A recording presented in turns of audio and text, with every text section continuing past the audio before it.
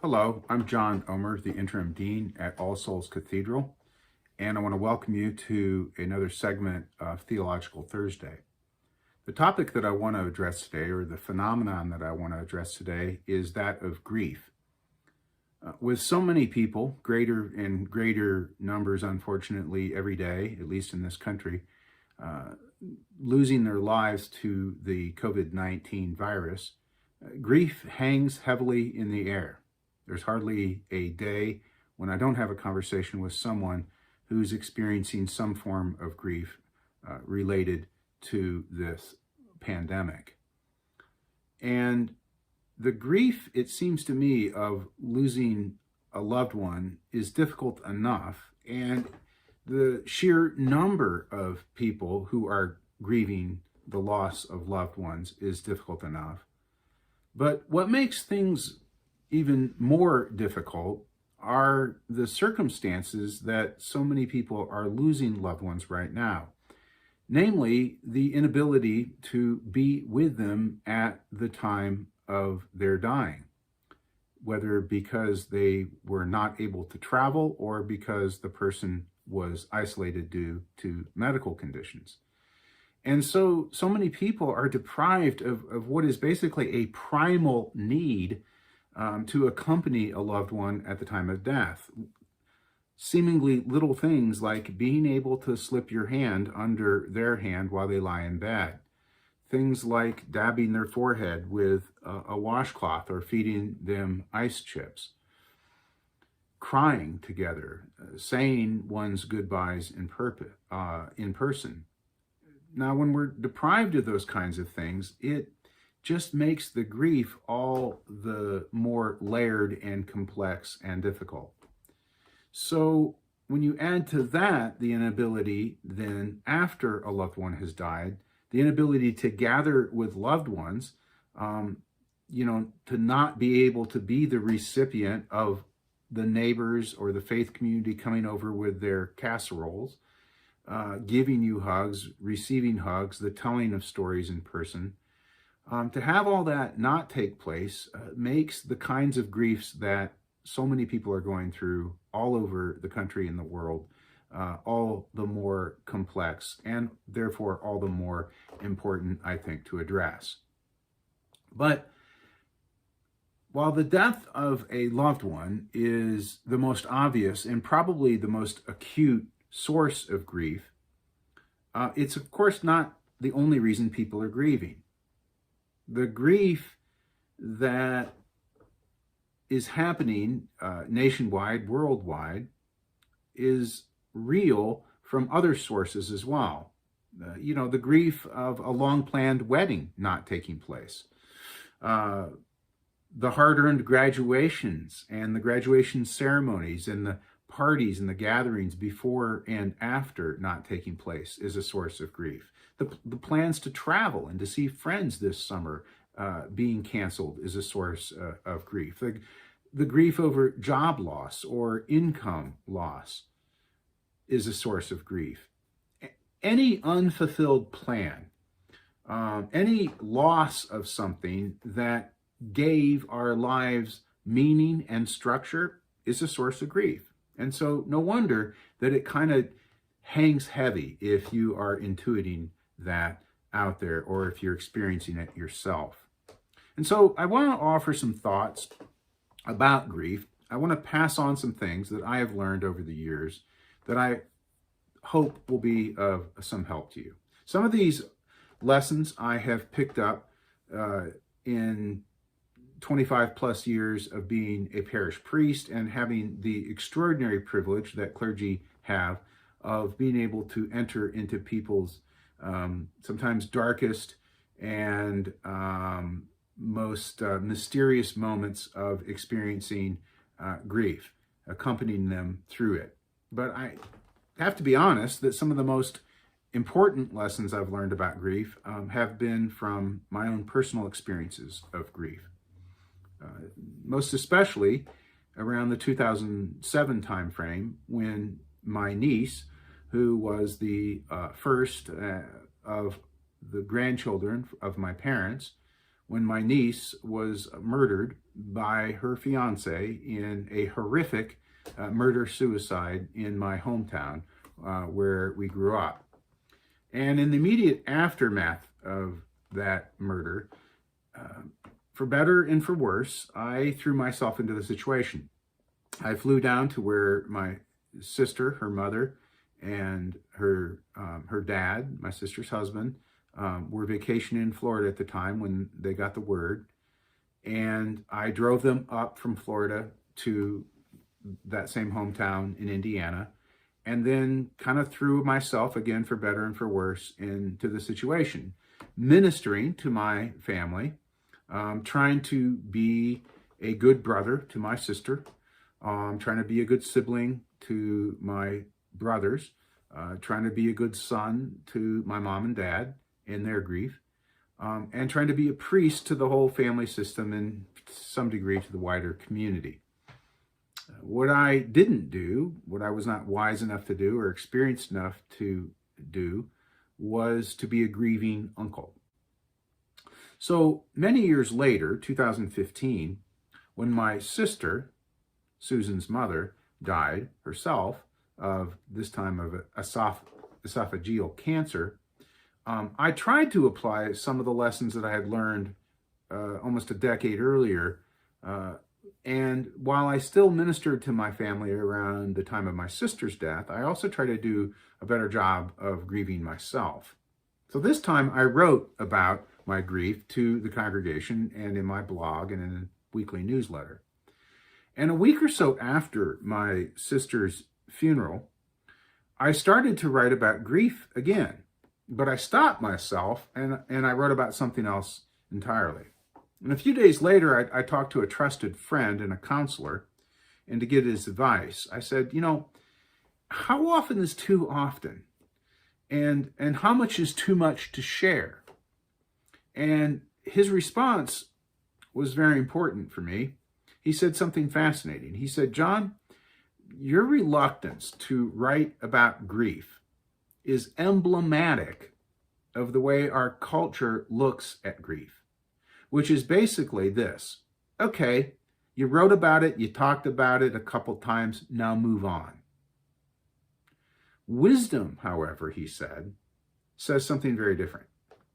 Wisdom, and any good mental health professional would tell you that, ironically, the best and the fastest way to get over your grief is to slow down and to stay in it. So, and again, with hope that this helps you, those of you who are experiencing grief firsthand, and with thanks to my counselor friend, I want to share something that I shared many years ago in my blog, which are 5 specific lessons I have learned or relearned about grief. The first lesson is this: grief is compounding and not merely additive. A new death or an event that causes us to grieve is not simply its own little event placed into an otherwise empty space called your heart and your mind. Rather, the grief that you're currently experiencing or recently experiencing or about to experience, that grief is added to the sum total of all past deaths and grieving occasions that have caused us to grieve. And not merely additive, but compounding. It's a multiplier of past griefs as well. So the longer we live, or the more things that have caused us to grieve, the greater any new grief event is. Grief is compounding, not merely additive. 2, for that reason, and for more reasons, grief is exhausting. It's humbling, and it's embarrassing, and it's frustrating, and it's even a bit infuriating to recognize how physically exhausting grief is. As I wrote at the time of my sister's death, I managed to only miss one Sunday the whole time that I went out to Indiana and back. I generally kept up with emails and phone calls and other work responsibilities. But let me tell you something. For like 5 or 6 days in a row, a couple weeks later, I would go to bed at 8:30 p.m. and wake up at 8:30 a.m. 12 hours of sleep, and I'm normally used to getting 7.5. And after waking up, all I really wanted to do was take a nap. Grief is exhausting. So lesson number 3, ironically, the best and the fastest way to get through exhaustion, to get through grief, is to surrender to it. For a few days, I refused to surrender to the grief, to the exhaustion that I was experiencing, and I would try to push through it. I would drink a couple pots of coffee. I swore that someone was substituting the regular coffee with decaf coffee. It just wasn't making any difference at all. I would try to exercise. I would try to take cold showers. And when I realized that despite all those efforts, I was just staring at a wall, that's when I realized that I just had to surrender to it. And I did the wise thing, and I just gave up. I took a full day off to give myself permission to nap whenever I wanted to. And that was probably 3 or 4 times, in addition, again, to that 12 hours of sleep. And only after a couple more times of that, of surrendering and napping to the exhaustion, was I able to reemerge from that and begin feeling some degree of normalcy. So again, ironically, the best and fastest way through exhaustion and grief is to surrender to it.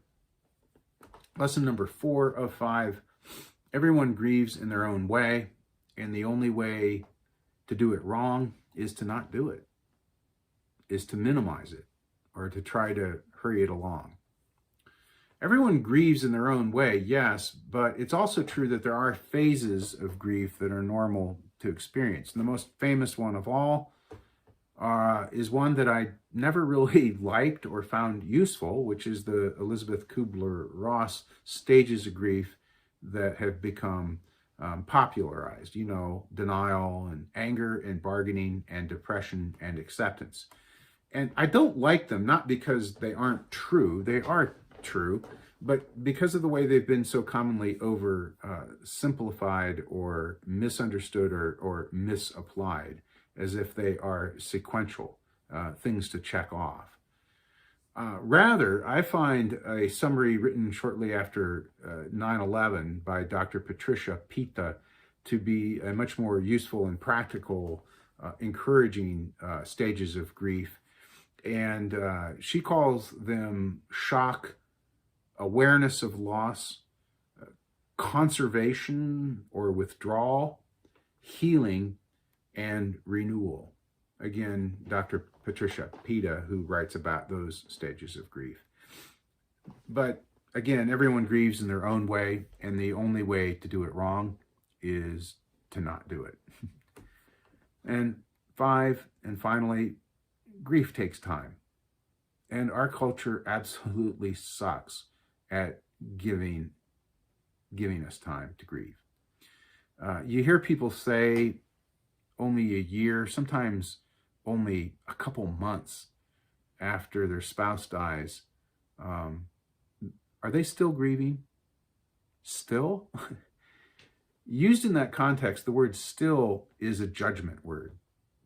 And I'm as guilty as anyone for having said it in the past, but I really try to work hard to never say someone is still grieving. People are not still grieving. They're just grieving, period. And by doing so, they're moving on. You know, they say we live in a microwave culture, but we have a crockpot faith. And there's a lot of truth to that, especially in regards to grief. Grief does have gifts to offer us. Grief can make us more compassionate. It can give us more gratitude, a deeper appreciation. Grief can give us a tenderness that we didn't have before. Grief can give us a better perspective on life. Just to name a few of the gifts that grief can give us. But you know what? Those gifts do not pop out of a microwave. They stew, they simmer, and they take a long time. And if your grief isn't ready to give you those gifts, If your life's grief isn't tasting like that for you, it doesn't mean you're doing it wrong. It means you still have raw ingredients. It means you still have a raw heart. You have raw emotions. And raw isn't bad. It's a natural condition. So please, just give your grief a gentle stir and yet more time. Grief takes time.